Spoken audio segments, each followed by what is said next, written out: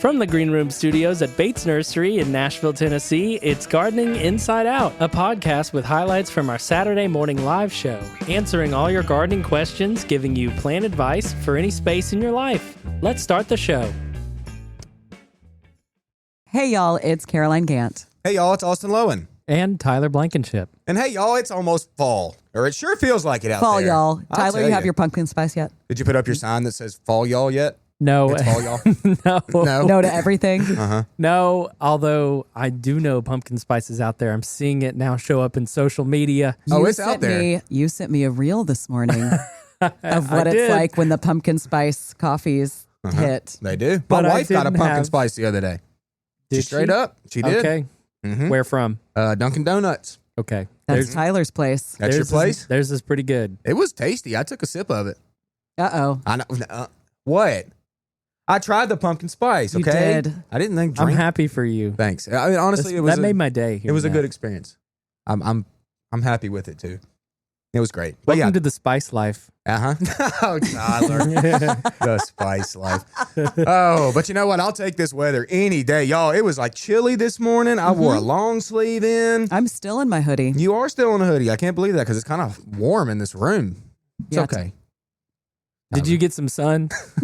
Wait, no, that doesn't make sense. That doesn't make Did sense. you get some sun? Sun. But I will say, I'm going to start a new trend, a fashion trend, if you will. Oh, here we Okay. go. I'm another starting it one. right now. What? Oh. He Look, started it I'm looking at yesterday. you. I started it yesterday. Look, I wore the long sleeves in, but up underneath those long sleeves, I got a thing. What do you have? Caroline, what's cooler than one tank top? Double No up tank tank tops. 2 tank tops, Caroline. No, you don't minus one. You add one, okay?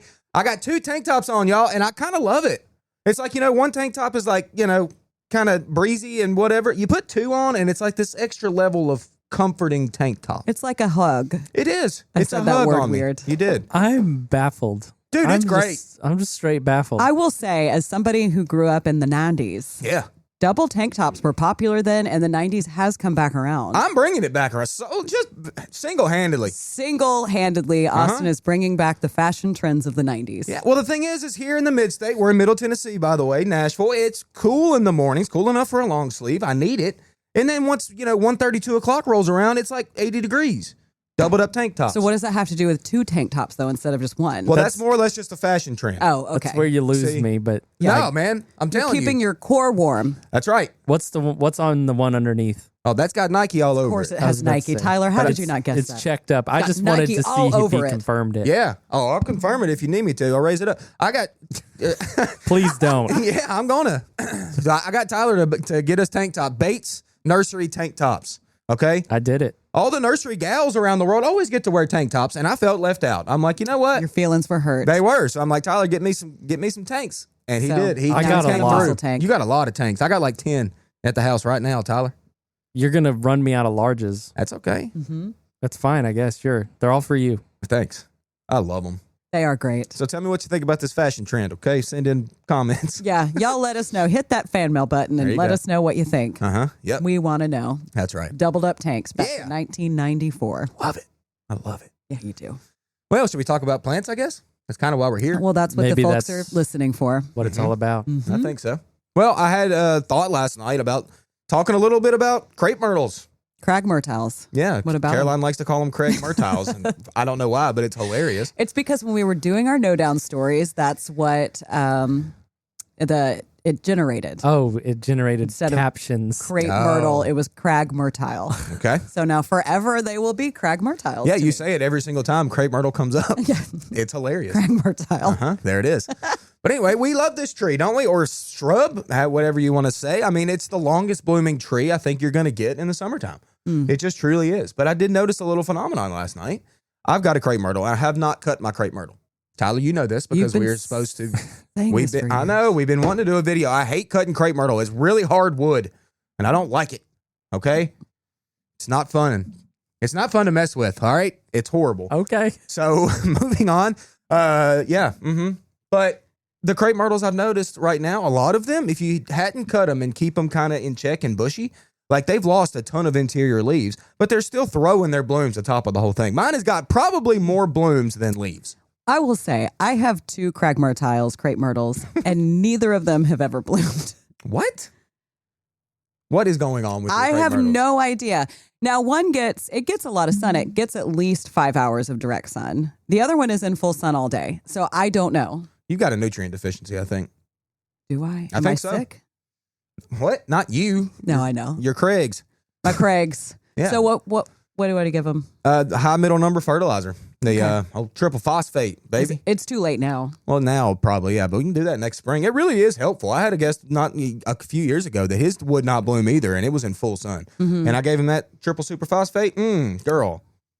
Yeah. It's going to make my little blue stem bloom. Mm-hmm. It's going to make everything bloom. That one blooms. It's planted with little blue stem, deutzia, and St. John's wort, like the shrubby variety. Mm-hmm. And all of those bloom.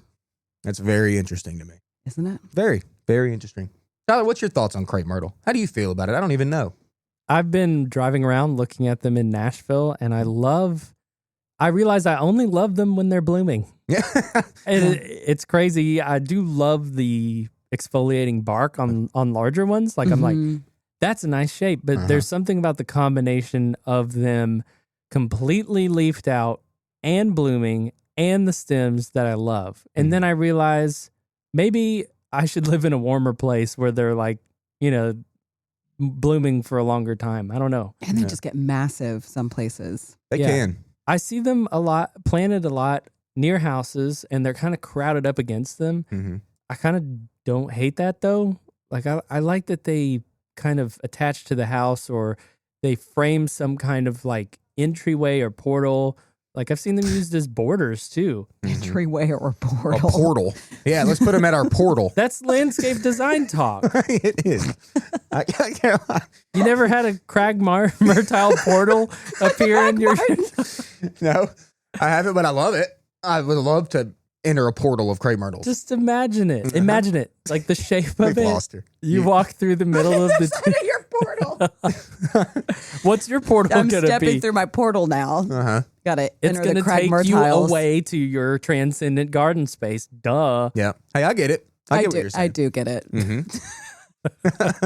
That's so funny. Crape portals. There you go. They are pretty. The big old mature ones are great. They're pretty when they bloom. Yeah. I actually, honestly, a lot of times too, like I do like the big tree form ones. Like, and I do like the stems, if they've been pruned properly and the exfoliating bark, like Tyler had mentioned, all that's great. But honestly, I like a shrubby Crape Myrtle too. I think a very good practice around here. What you can do a lot, it's not just around here, anywhere. If you know Crape Myrtle at all, you know that if you cut it down to the ground, you're not killing it at all. Right. Like that thing's coming back forever. Okay. So what you can do with a lot of them is straight clear cut them to the dirt every single year. And then watch them come back from the ground, from their sucker sprouts, very vigorously, I might add. And then they get about 5 feet tall and they still bloom on that wood. So you could use them in a totally different design scenario. Yeah. Know what I'm saying? I know what you're saying. Yeah. I just don't like them as shrubs. Yeah, I don't hate them as shrubs. I love them as trees. They're okay as shrubs. It bothers me a little bit when I go around to shopping centers and I see the dead wood from the previous winter that has not been cut. Oh, don't That's even get me started. everywhere. I know it's everywhere. Like this past winter was pretty bad, Yeah. Oh, yeah. And like there's new growth down at the bottom, sucker growth, and it's just hanging onto that old wood. And I'm like, please, landscapers of the greater Nashville area, tend to your Crape Myrtles. Seriously. That drives me absolutely insane. Can you imagine?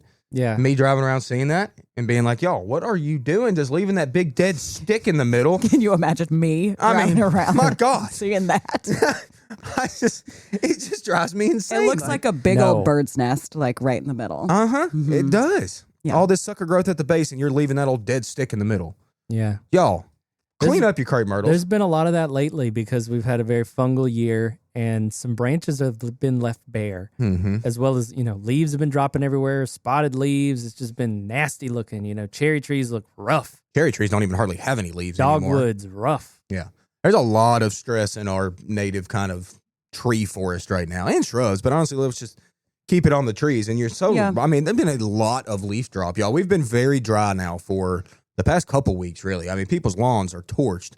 And the trees are no different. So if they're those trees that just dropped dormant earlier than most, they have certainly started to do that. That's what I was talking about with my Crape Myrtle. It's lost like tons of leaves. And then some are picture perfect out there. Yeah. Mine too. The leaves look great. They haven't lost any leaves, but no buds, no blooms. Very interesting. Nothing. Yeah, I've seen some exceptional looking crepe myrtles. Usually when they're planted next to other larger trees that kind of give them a break. Mm-hmm. So they kind of live in this kind of understory situation. Mm-hmm. They seem to do pretty well. Yeah. I do like the sprawly, shrubby ones. I'm still thinking back on crepe myrtle shrubs. Those are cool. We passed some on our way home, I think. Mm-hmm. Well, they're used in a totally different design kind of element. You know? They need to be in mass. You can't just like one tree form crepe myrtle is certainly a specimen, but not one shrub crepe myrtle. Like that's not a specimen to me. So you kind of need them in mass, kind of similar to like say hydrangea or something like that. Mm-hmm. Just one doesn't do it for me, but 10 all packed together, tight, full bloom. 10? That's money. Yeah, Caroline. That's a lot of Don't want stems. to step it up. Yeah, that is. It's great. Yeah, it's stemmy over the winter. I get it, but then you bloomy in the summer. That would be a big old patch of blooms. That's all I need in life. There's this Big old Big old bloom patch. Yeah. There's this one like lilac-y, purpley, lavender colored one that I like. But I can't, for some reason, when I look at it, I can't stand if it's planted more than once.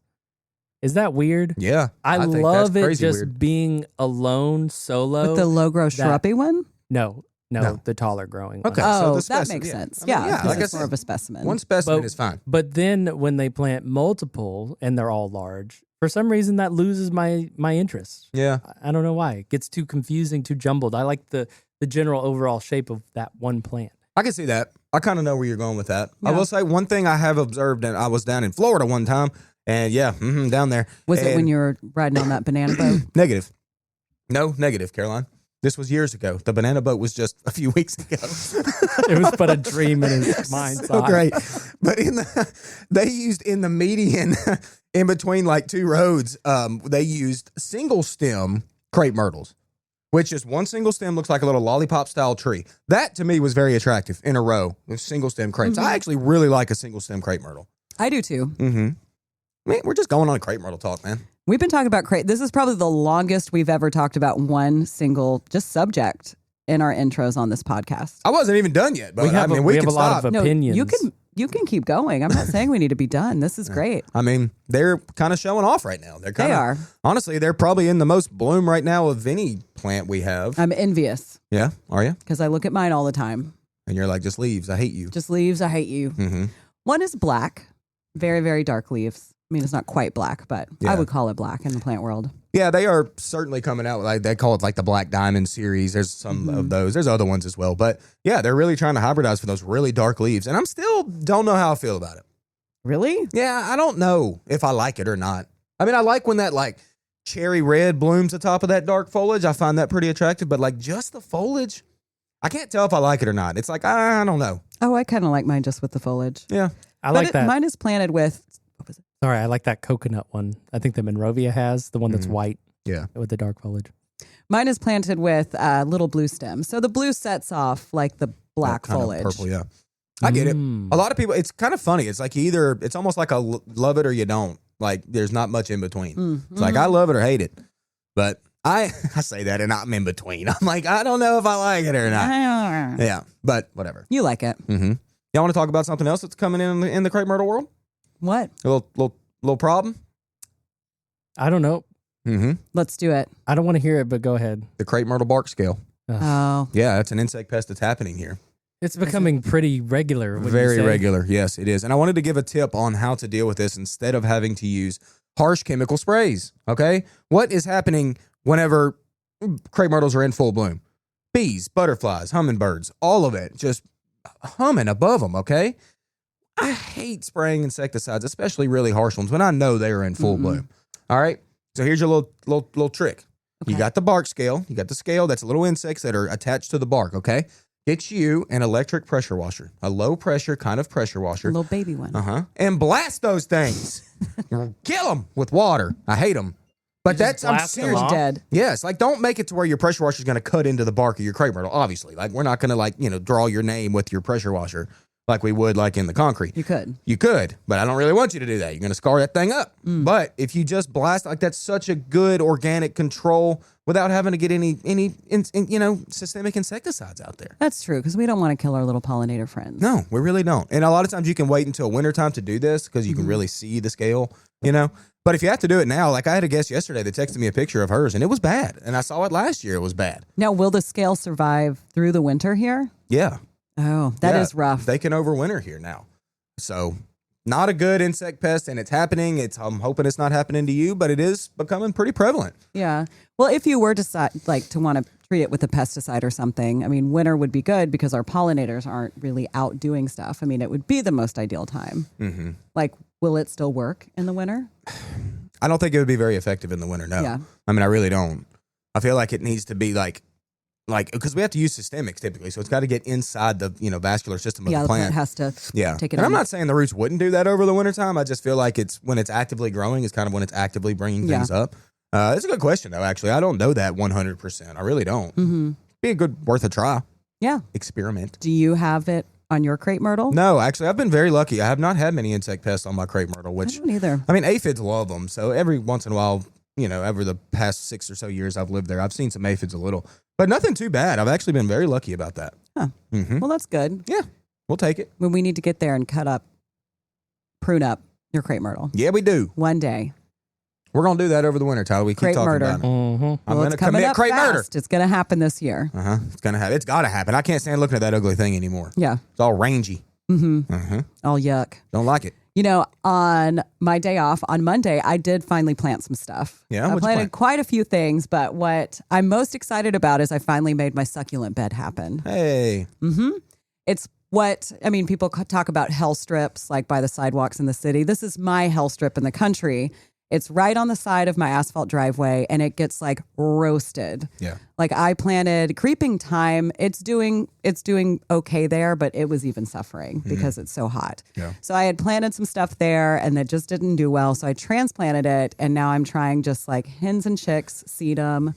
I mean, that's pretty much it. Some prickly pear. Yeah. But hey, all like different types of sedum. We were talking Put some about cool this. rocks in there. Did you do like a mixed bag of sedum? Yeah.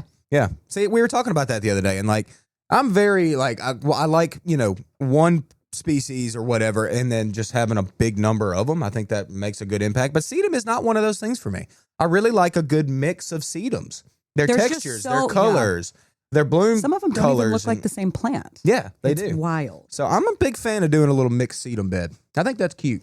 I'm interested to see how it'll go. I need more hen and chicks in there, and I need to mulch it. But other than that, it's all done. Well, that's good. Tyler looks like he's about to explode over there. What you got over there, Ty? Nothing. Got, I'm just concentrating on what you're saying. Yeah. You're imagining that succulent bed. I am actually. I like to do that to kind of concrete up what you're talking about. Oh, I love that. I can't wait for it to like fill in. Yeah. Year 3. What kind of mulch are you going with? I always do shredded pine. I like the shredded pine. Mm-hmm. So I don't know if our listeners have heard of Xeriscaping at all, but that is a somewhat modern practice of putting a bunch of aggregate material in a huge kind of container and planting it with things that can survive with no watering at all. Mm-hmm. Very much a common thing out in like California, I guess, where they really have to conserve water. Arizona. Yes. Uh-huh. Yes. So there is an example of that at the Ellington Agricultural Center in the UT Extension office. There's like a demonstration garden that the master gardeners have done. And they have, I guess to me, it looks like an old satellite dish. And they literally like took it and just laid it down like a big bowl and planted a whole bunch of stuff in it. And it was very interesting to observe the behavior of mature sedums and things like that as they kind of just like intermingle. And so that's what I was imagining with your little experiment there. Mm-hmm. It'll be cool to see. And I left one germander because the rest died in that spot. Yeah. Oh, the other side of my germander. Sidewalk where that is, I know you all heard me talk about it, how excited I was. I was so stoked for that. Well, the other side is great. Oh. It gets quite a bit of sun, but it doesn't get roasted. So those are all great. They latched in. I mean, you tug them and they won't come out. But only one survived in this bed, and the creeping thyme is going to still be there. So it'll be interesting to see like what does the best or what starts to take over. Yeah, that's always the fun part to see. It's kind of which ones really go. And xeriscaping in Middle Tennessee is actually fairly easy to achieve. We have a good amount of rainfall here, so like we can even be a little loose with the plantings that we use, because we have a lot of rainfall. So, I mean, there's plenty of things. Y'all know, life at my bog, like Caroline. I'm just going to go ahead and throw it out there myself. Life at my bog. Yeah. That's going to be your book. That's your autopilot. Yeah. Herbal Essence came out the other day. She made fun of my bog, too, because of you, Caroline. Yes, Essence. But anyway, yeah, I use any kind of plant I want ornamentally, and I've never had to water really anything. You don't water anything. You won't water stuff. You're like, good luck once you're in there. That's right. You better live or die. How are your azaleas? Oh, God, Caroline. Those did not like me. I was bad with those. Did they not survive? They might be dead. That was kind of my germander in the sunny spot. They probably would have made it had I watered that bed. That's the thing for me. Yeah. I just wanted to see if the azaleas could take it, and they certainly look awful. Are they dead? Or Probably. do you think they... Oh. Well, at least the leaves, I mean, if we get some rainfall and they might crack some buds, and the leaves will come back out, but they're going to look bad. And that's my fault. And then you're going to throw them in the woods. I will jerk them up, throw them in the woods. But I'll be mad at myself. You know, I'll like jerk them up, like shake some dirt on my head or something like as my punishment, and then throw them in the woods. You're going to have to throw yourself in the woods one of these days. I would never. Too many blackberries and roses. You'd break something. You'd get hurt. Jump on that trampoline and throw yourself on into the woods. One big old bounce. I just had a thought of that. It's hilarious. One amazing planted in the summer, no water champion that I have is Snow Flurry White Heath Aster. It is a native.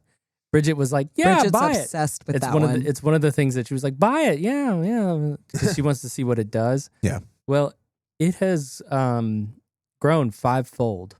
Wow. It's like this big, like kind of low, moundy thing. Huh. It's not blooming right now, but it has grown a lot. It's almost like if you turn away and turn back, it's grown a little section, you know? Yeah. Asters always amaze me at how kind of big they can get or how fast they kind of get there. Yes. And then you don't ever notice an aster at all until it blooms. And then it blooms and you're like, whoa, that's cool. This one's great. It's like mossy. It kind of looks like lichen on the ground in a way. Yeah? Yeah. Huh. So add that to your succulent pile of neglect. That is one thing that she did not talk me into. I do want one, but when she showed it to me, I was kind of like, I'll show you a picture of mine. See if you like I'm it. sure I'm going to get one. And she got one too, and she loves it. Just She's get like, you a I am just boulder. obsessed with this. Yeah. My problem is it looks spilly. It's like creepy, and I don't have a good spilly spot right now. That's what I'm saying. Get you a little rocky boulder thing. Just put a couple stones and let it run all over it. Yeah. I should do that. Go It's find like Rocky Boulder. Cover my hillside. It's an Aster waterfall. Yeah. Ooh, that sounds wonderful. Hey, can we change gears and talk about something I've been wanting to talk about for a minute? As long as we No. don't go back to Craig Mrytles. Well, we are, but not in No. a crepe myrtle way. This is a very overall broad thing, but it happened on a crepe myrtle. I got a picture yesterday from Miss Renee Bates. Okay. Mr. Okay. Bates, his wife. Mhm. Very nice. No She's- way. Yeah, thanks, Tyler. Oh, really? She sends me, text questions every once in a while with pictures or whatever. It's crepe myrtle yesterday. Really, really gnarly, funky growth. Okay. A lot of people call this a witch's broom. All right. Yeah. So I wanted to go into this a little bit on reason why that happens. Okay, there's really only two reasons for the most part, why witch's broom happens in this gnarly, weird growth.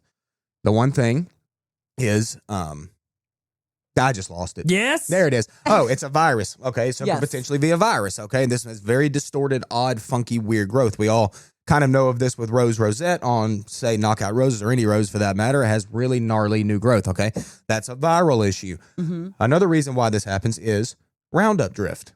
Okay. Oh, I yeah. want the people to be careful with the Roundup. I know we've talked about this on the show before, but this picture was extremely distorted, awful looking growth down towards mainly the very base of the plant. Mm-hmm. And the guests did not know what it was. They're like, this is the weirdest thing I've ever seen.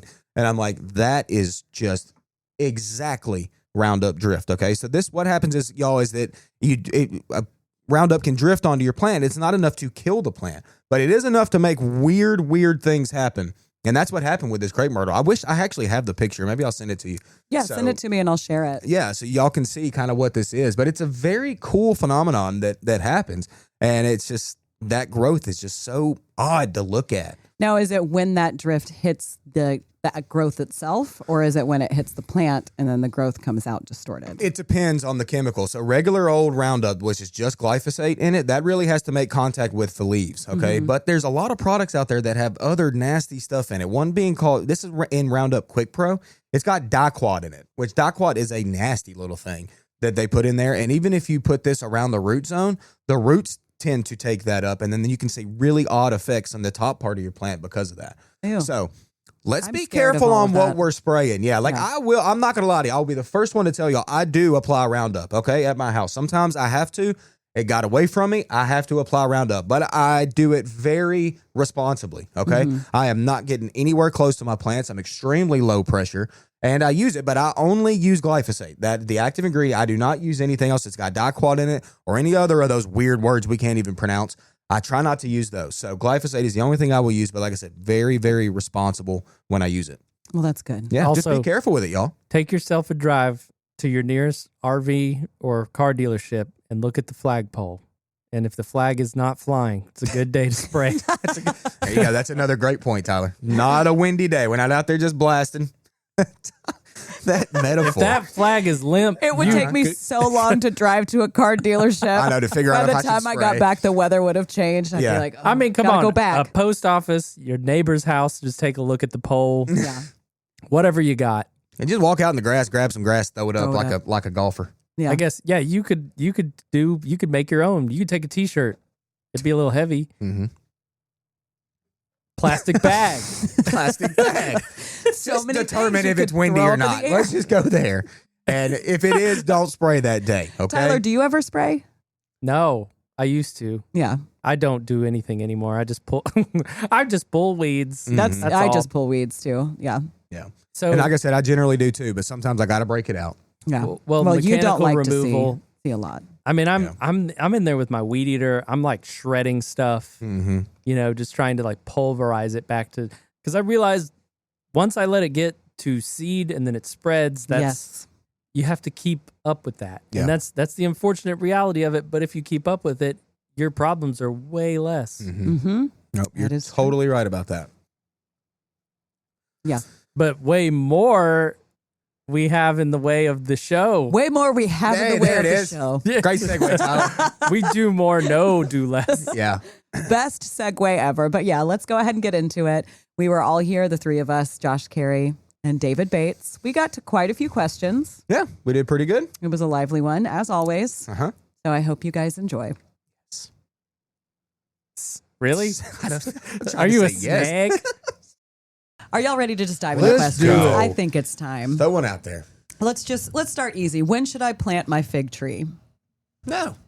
Actually, this is kind of a good question. It is. I Feel like this is a not as typical one. Yeah, well, like for me, a lot of times, like when we're talking about deciduous plants, I'm always a fall guy on that. Like plant it in the fall, you can enjoy it in the spring type of thing. But there are a certain few number of plants that I would say actually plant in the spring. And fig is probably one of those, okay? Because if you plant it in the fall, we have a nasty winter, the roots aren't established yet. You might see some dieback or even Death. not It not could come back at happen. all. Crape myrtle comes to mind as another plant that's like that. Vitex is another one that comes to mind like that I would prefer to plant in the spring. If you buy a fig in the spring with leaves already on it, it's going to throw fruit for you that first season. So like for me, I'm going spring on the fig tree. Yeah, and agree. like the fig tree, the other two things you mentioned, crepe myrtle and vitex, are both deciduous. And of course, for those of you who don't know what that word means, it just means they drop their leaves in the winter and they go.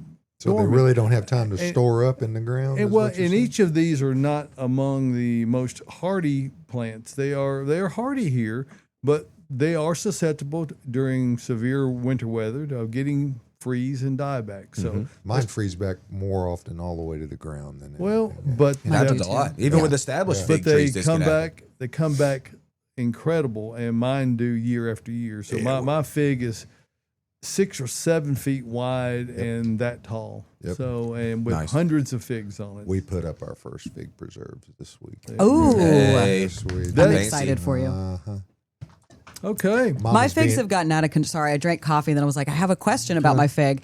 I need to transplant it, but it's been in the ground for 7 years. How Girl. hard do you think it will be to do that? Good It's big. luck. I mean, it's Look. a big. However big, if you can tie it up, here's the rule of thumb: if you can tie it up, your root ball must be slightly wider than the widest, most arching branches. So that just put that in your mind, Caroline, about how big that is. I'll get a video. They're very You said easy. girl. It can very be easy done. to propagate, though. So They you are. gotta- Oh, extremely easy to Yeah. propagate, not easy to move. Yeah, and I if think I you can make it happen. You know, air layering is very normal thing. They'll do it frequently on their own. When a branch touches the ground, they'll produce roots, and you can simply clip that off and pot that up and do it that way. So I actually did that to get mine to spread in a different direction. I scored, put a little bit of rooting hormone on there, put a brick on top of it. She's doing just like I wanted her to do. Oh, yeah. Yeah, Yeah, they'll so- grow anywhere. Yeah. Like my branches have just laid on the ground and rooted in. Joyce, you're going to be okay. She says, do you see Joyce's comment down No. there? And she says she planted a fig tree this week. You're You'll be going to be fine. fine. Joyce, if anybody can do it, you Yes. That's right. You're fine. There's fig trees out there on the yard that have got figs on them. Oh, yeah. Yes. Yeah, we got some figs out there on the lot. Uh-huh. We have a lot of good-looking ones. I think Yeah. we just Yeah, got we some really in. do. Yeah. it's fighting each other for the opportunity to pick that ripe one. Yeah. There's one. Because there's great- nothing Three in- of them. I saw them on the way in. There's nothing better in this world than a fig that is fully ripened on a plant. But you know, who gets to it first? Is it birds? Is it chipmunks? Is it Squirrel, squirrels? Is it people? rabbit. You know, it's very competitive. I haven't gotten any yet, but hopefully soon. I've got some on there. They just haven't ripened. And if you've got They're it in coming. your yard and they got killed back this year, you don't get that early crop because of the dieback, which is great when you have a mild winter, but you only have the late crop. And it takes them, way into November to fully go through the entire cycle. You'll have, like on mine, I'll have 40 or 50 that'll come on in a week. And then successive weeks. So you got to be right there. You probably will be forced, if you like me and you're fighting the varmints, possums, squirrels, chipmunks, whatever, to pick them before they're their best and let them lay out in the house or in a windowsill to give them a week or so to finish ripening. They're not quite as good, but the ones that get eaten by others are definitely not as good. No. Yeah. So, you have to fight that temptation of greed. I want to be greedy and, get it at its very best. Doesn't always work out that way. No, it doesn't. Josh, you've gotten a lot though. Well, we've done again, the way ours have been coming in is a few every day. So I was forced to. They were starting Collect them. collect them, and then they weren't coming in quite fast enough to make a batch of fig preserves. So I froze them.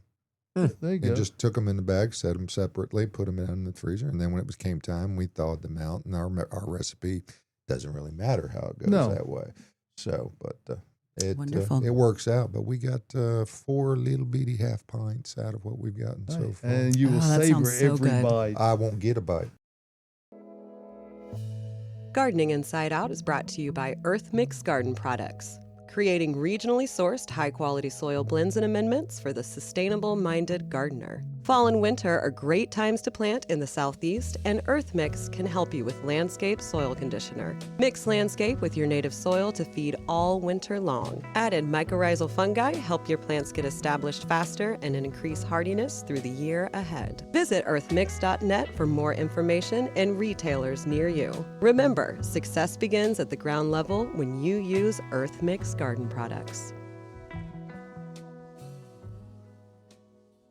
What's in bloom with Austin? Good morning. Okay.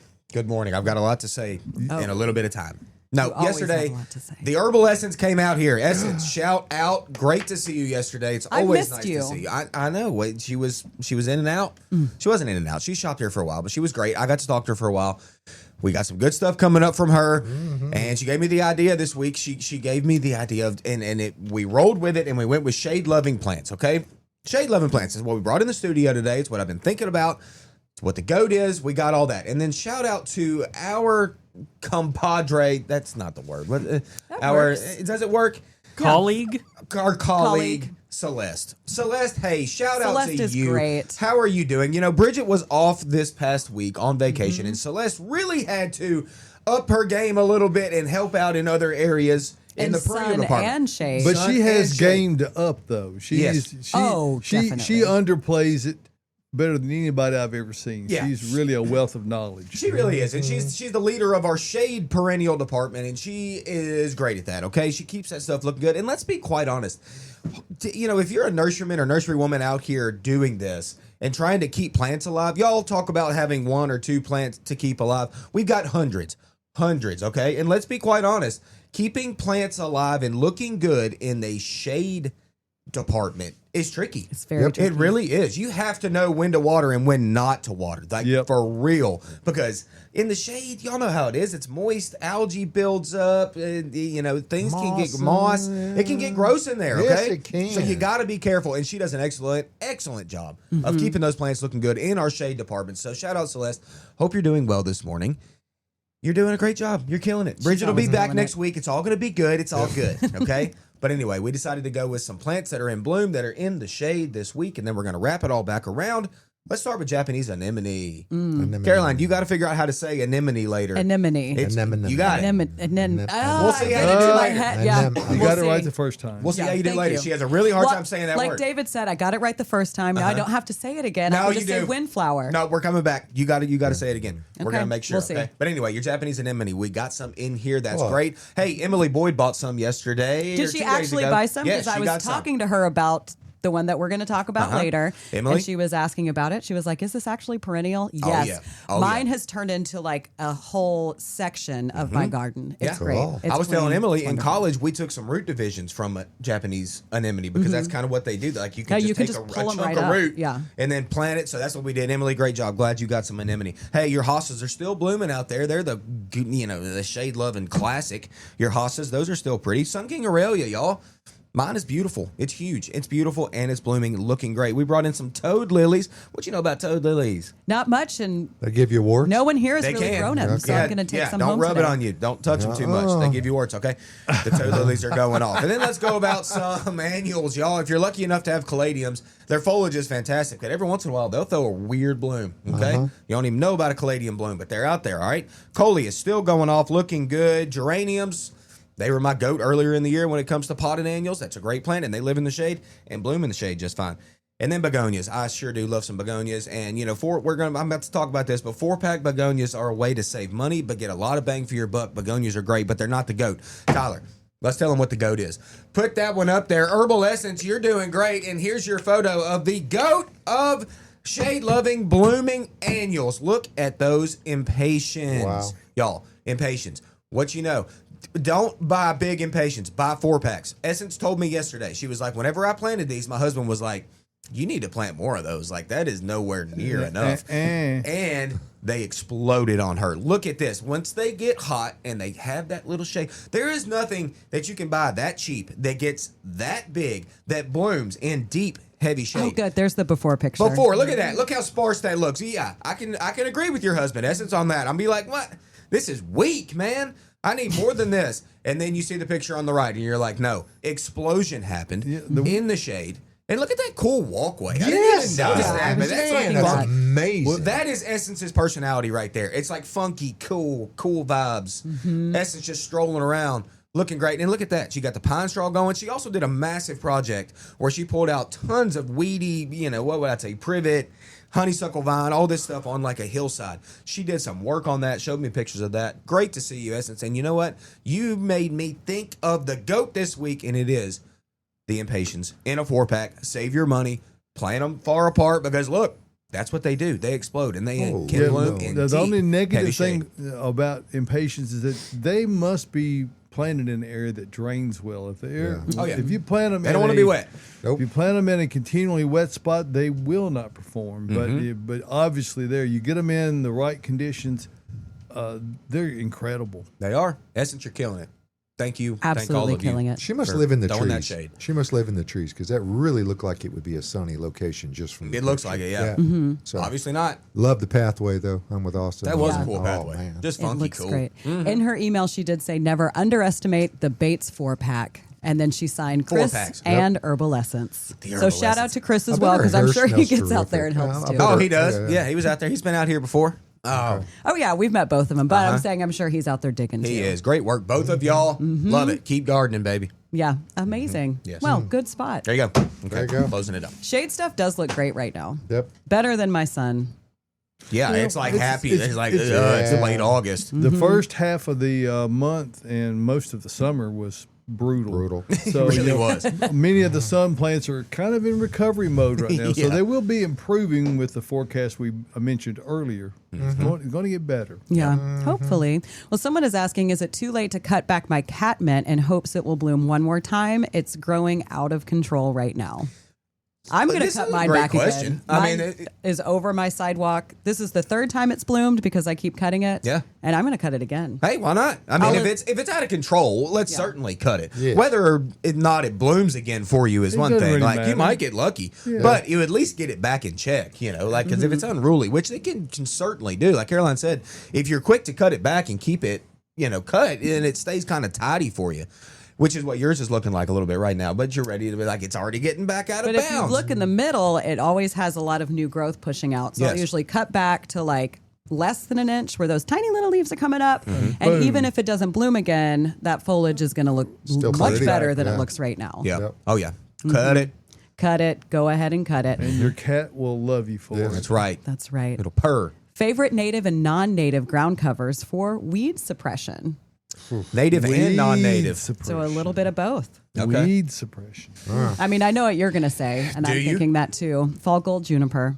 Oh yeah, that's a great one. That's Yeah. a non-native, but that's fine. I mean, juniper lives. A lot of non-natives are naturalized here just fine. Okay, and they're not like invasive or anything, so it's like totally fine to use. And you're totally right. Juniper is very dense. It's nice. Creeping thyme comes to mind. Tyler, you know a little bit about that. Yeah. Creeping thyme does a really pretty good job at keeping weeds out. I mean, really. Vinca And it's- minor is not a native, but No. it's not aggressive. It doesn't overgrow.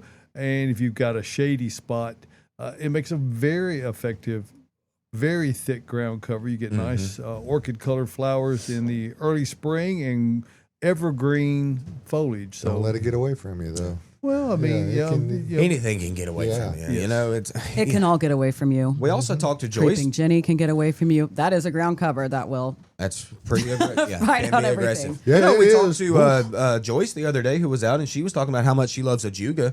Ajuga Yeah. really is a Gesundheit. great plant, y'all. It's a great plant. Really dark foliage, blue blooms, which you don't see on plants very often, but like actual blue. Yeah. And it can live in sun or shade, like deep shade or full sun, like both. I've seen it in both, and it does fine. And it's just it's not a takeover ground cover. It's a slow to spread Yeah, ground cover. it just kind of keeps going. It really out. does. That's an underused ground cover that it has is that very nice versatile. little spiky growth Yeah, the to spiky it. blue blooms, like you don't get to see that very often. And you can get them here in tiny little containers You don't that are have to so buy cheap. a big. You don't have to buy a big. Don't thing. buy big. Like with the ground $2 a plant. That's I mean, right. come on. Yeah, we talked about 4-packs like the same way with ground covers. Don't buy big with ground covers. Like there's no Don't reason. be big. Better to Me buy too. more smaller ones Exactly. than fewer big ones. Exactly. It's more economical, and you're going to get much better coverage, more even, more quickly. Joyce is commenting on YouTube. So, Hey, Joyce. Joyce, back around to shade perennials, shade plants. My epimedium looks perfect right now. Not blooming, but perfect. And we saw a picture of that, and it did look great. She was in here last week and showed me a picture. Mine doesn't look that great, but I didn't see her epimedium, I don't think. it looks real good. She showed Like, you and not me? She did. Thanks, Joyce. She did. Real nice. Yeah, her cranberry relish. I mean, I think Joyce, maybe- we want that recipe. Yeah, we want that recipe, but I think the fresh figs might have a different kind of a texture than the dried one. So I need to try it before you serve it to your mother-in-law. Okay. Yeah, Joyce said I have a great recipe for Yes. cranberry fig relish that I make for Thanksgiving. I wonder sounds how it would amazing. be with fresh, not dried figs. Well, it would be just a in texture case you're thing. wondering Yeah, what that was. It's going to be a texture thing because for me, I don't know. Joyce, whip it Give up. it a try. Bring it out Yeah. here. You I'll got a fig taste tree test it. this year. You just planted it.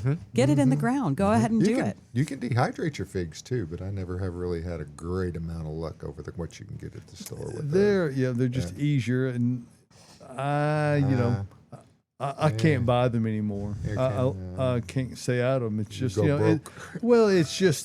it's so much sugar and carbohydrates. Yes. As fruits go, it's way on the sweet end of the spectrum, and it's. If you have this thing that I don't possess called moderation, I'm an all or nothing kind of guy. So I have to just kind of abstain. It's just the way it is. I don't have to like it, I just have to recognize it and do what I need to do. And some of those Persian figs are just completely different taste, texture too. So I mean, try it. There's Give a it lot of different shot. kinds of figs out there. Oh gosh, yes. When do you expect to have most of your fall veggies in? I got mine. I would say I'm actually going to talk to Julie about this, who orders all of our plants. I think next week needs to be a heavy week with the fall crops. Like, or temperatures are going down a little bit. Nighttime 70s. temperatures. Yeah, 70s during the day. Nighttime temps dropping into 60s, maybe even high 50s at some point next week. So it's time. Fall veg is time, y'all. Sarah Bates wrote about fall veggies this past week, and she made the reference of the phenomenon of bolting, and our change in weather will mitigate that completely. And talk about that a little bit also. Now, you're an extensive bolter kind of guy. Yeah. I'm insane bolt. Tyler, you like that? I got that. Yeah, Yep. you didn't get it. But anyway, we have You're to quick, y'all. just like- yeah, we have to worry here at the nursery. We have to not worry, but we have to be mindful of our greenhouse, which gets hotter than outside. Okay, it just does. So we can't bring in all these fall crops and put them into a greenhouse that's getting to be, August temps to where it's like potentially 100 degrees in there. So what's going to happen if you put the cool season crops in there? It's going to want to send this response to say go to flower, and that's what we mean when we say bolting. Okay, so if you do that, it's going to bolt. The plant gets bitter, but to the taste, and it's not going to finish with this full head of cabbage or this full head of broccoli or cauliflower. Brussels sprouts. Like, they're not going to finish if we do that. So our timing has to be impeccable when it comes to when to bring them in for y'all so you have best success in your yard. In your yard, you're fine. Like, the temperatures are getting to that point to where, it's time to set them out. Like, you need to get them out. We still need warm days, y'all, to get these plants growing and get beefy and leafy. You know what I'm talking about? But then we need it to cool down later on whenever they're starting to finish. So that's why we do what we do. We do not want these plants to come in and just bolt immediately. Yeah, and that's an inventory management part where Julie, as you already mentioned, she really shines. She knows that we got to have some early. We don't want to have this extraordinary selection that we can't manage. Exactly. So we bring in a light amount early, which we did this past week, and then there'll be a lot more next week. So right on time. Thank you, There Julie. Yep. I got a 4-pack of Brussels sprouts last week, but Oh, I you didn't did. put them out. I saw you walking out with those in your hand. Did not put them out. Did Josh he pay Allen put them out, man. Did he pay for them? I'm just Yes, He he curious. did. didn't. No, Yes. he He stole walked them. right I saw out. him. He actually ran. He didn't run very fast, but just kidding, going out Josh. I'm tomorrow sure you'd run really I fast. think Yeah. they'll go out tomorrow morning, but I got to find out. I've got to clean out one bed because don't want to put them in the full sun. Do I? No, I don't. I Really, would. Would you put them in full sun? You can. Well, Josh, like myself, we subscribe to the theory. There was a post I saw one time that says, I never run with scissors. No. And then it says, actually, those last two words aren't necessary.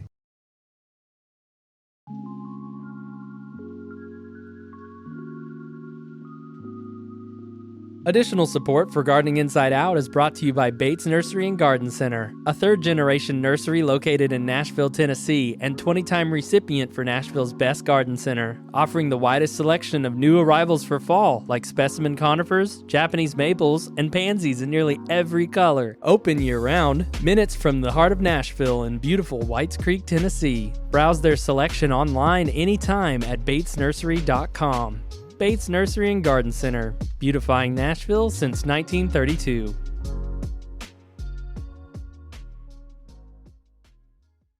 Do you prune native shrubs versus just letting them do their thing? Oh, that's a straight up personality trait, Yep. if you ask me. Yeah. I let 'em do that their depends. I mean, we've got plenty of guests that listen to us, and that some of them are like wild, let it be, just grow. Caroline, you know what I'm talking about a little bit. Yeah, I do. Yeah. Now, you like to cut stuff too, though. You're a little My bit stuff of both. close You're a to little my bit of house, both. like my hydrangeas and such, and my like more formal landscaping. Yes, I will cut that. But And there's native shrubs and stuff that I plant, kind of let them be. Yeah. Yeah. And I mean, the native stuff kind of lends itself to be more of a let it be scenario, if you ask me. I mean, you're planting formal boxwoods or something, like I'm trying to keep those kind of tidy. But like if you're planting a, native deciduous azalea or something, like let it grow. yeah, You know I what would mean? never cut that. So Those Well, grow so slow. It can get leggy on you. They can under get leggy. certain- They can. And so you might need to cut it after it flowers and then let it, let that Yeah. branching develop, and which gives you a nicer look. But just remember, things grow. So if you do cut it back and it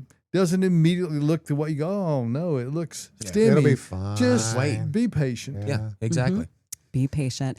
Best way to water an air plant. This is a good question because we sell a lot of these here at the nursery. This is Tillandsia. If you're wondering what this is, it's basically house plants that don't need to be planted in a pot. While they can be, they actually do better just sitting out. So you can have this plant just sitting on your coffee table. So there's 2 ways you can water it. Don't live in the desert. Don't live in the desert. Or if you do, keep it inside.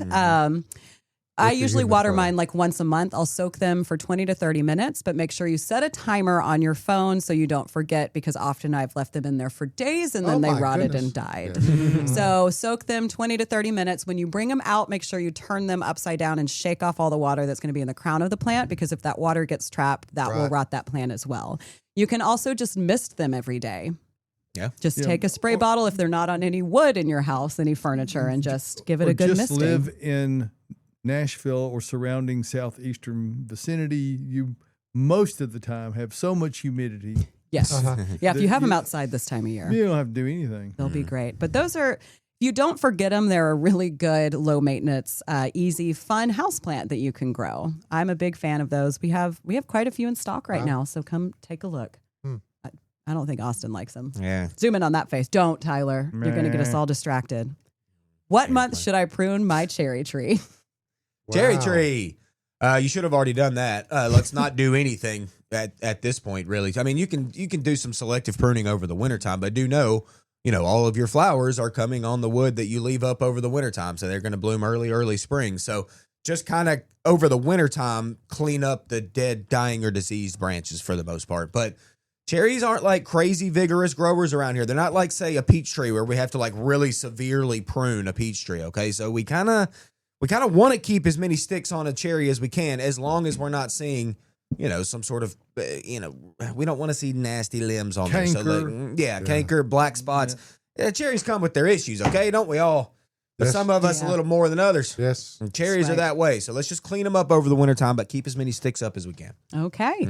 Any recommendations for pink or purple hydrangeas that aren't fussy and awful in our climate? Aren't fussy. And awful. Hydrangea, we're not. They a little fussy. Okay, You're mad at that. I mean, drama queens. They are a little bit, little especially the pink and purple ones. I mean, let's be quite real. Now they're not.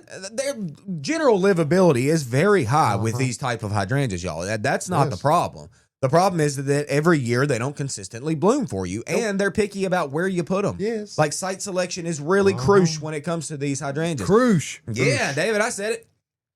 Yeah, you did. But cruise, babe. We've got a lot of options for this, but we've got to find that right spot.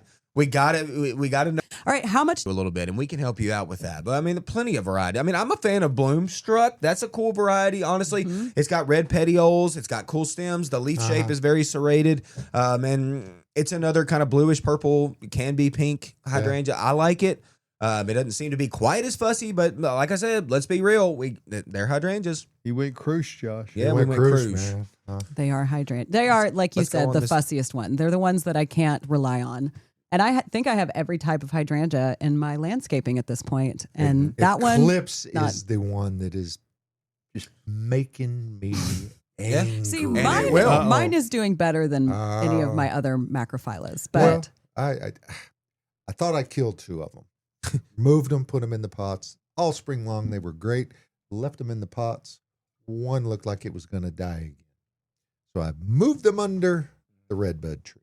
They seemed to be okay. Nary a bloom.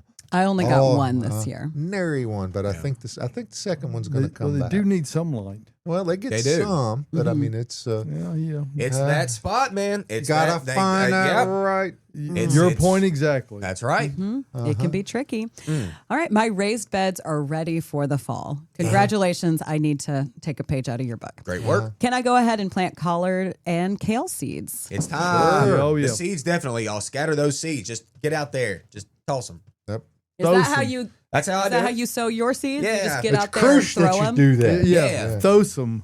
It's crucial. Let's get off this cruise ship. Oh, dad joke. Thank you. I'm here all day. That was fantastic. All right, our final question of the Touche. morning. When should I plant fall and winter veggies? Now, y'all, we've been talking about it. That's kind of the have theme of been. this show a little bit today. It's ended up You got about 10 minutes before you can get started. 10 minutes before we open. Yeah. No, we're no, open now. No, you're ain't we? open now. Oh, but yeah, about we're 10 open. minutes before you can get out there. and Oh, start okay, gotcha. planting. Yeah. Now it's time to do it. Let's get on it. I'm ready. I'm ready. All righty, folks. It's been a crazy hour. It started out Quick. good. Yeah. But we've learned things today. We learned that lava lamps were invented in the 90s. Yeah. We did know See, that. We've if- had vocabulary lessons Right, today on Gardening right. Inside Out. It's crucial, man. And we've also learned that not all experiences that seem bad on the front end actually are. That's It's right. kind of like gardening inside out. You're just going to do it any way you want to and have a good time. Hey, folks, we appreciate you watching and joining us every Saturday morning. If you're out there on the socials, like, share, tell everybody. Tune into the podcast and watch for it on Wednesdays. It publishes there. Hey, we'll see you next Saturday morning right here from the Green Room Studios at Bates Nursery and Garden Center. See you then.